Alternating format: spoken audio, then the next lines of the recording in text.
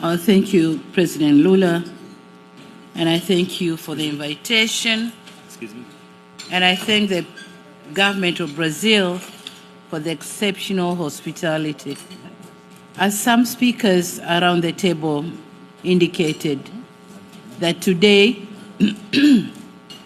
we find ourselves in a world of plenty, in a world where some parts of the world still faces poverty, starvation, disease, malnutrition, and underproductivity. A world wherein most youthful population face challenges compounded by crisis and global policies that increase food insecurity. A world of stifle competitiveness that limit access to markets and much needed technology.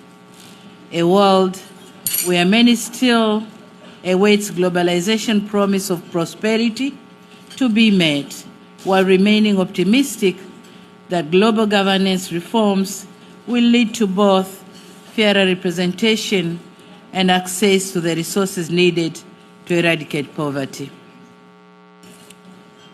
This situation, if left as it is, the question we'll ask in 2030 won't be how far we fall short of reaching the SDGs, but rather how many more people had the world left behind. It is our belief that fairer, just, and sustainable world will come about when developing countries like mine garner the support, resources, and representation necessary to drive sustainable development.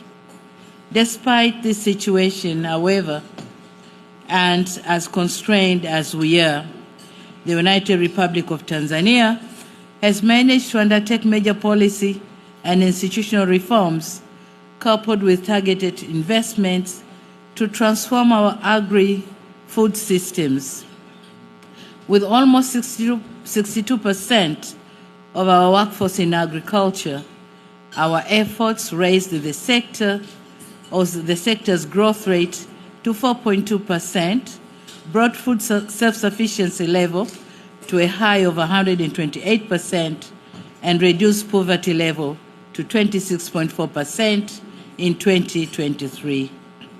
These achievements in agriculture sector are not without challenges. Challenges persist, and among them are limited mechanization and fertilization, and also insufficient research and development. We believe that with targeted support, we can better harness innovation, build resilience, and enable more meaningful and inclusive growth. Now, my specific asks to this G20 are for the reallocation of special drawing rights to African financial institutions such as the African Development Bank, in addition to the needed for a fair quota, a stable and predictable financing system in the existing international financial architecture. Tanzania also calls for more debt relief mechanism, grants and concessional loans that address our needs and vulnerabilities. On the G20's Global Alliance Against Hunger and Poverty, the United Republic of Tanzania supports this bolstered partnership that would foster innovation and inclusive growth. As a founding member, we are committed and ready to participate in this program. Excellencies, our gathering here speaks to our collective commitment to not leave the world as it is. We must redouble our efforts and reignite our commitments to build a fairer, prosperous, and just world. I thank you very much. Thank you, Mr. Chair.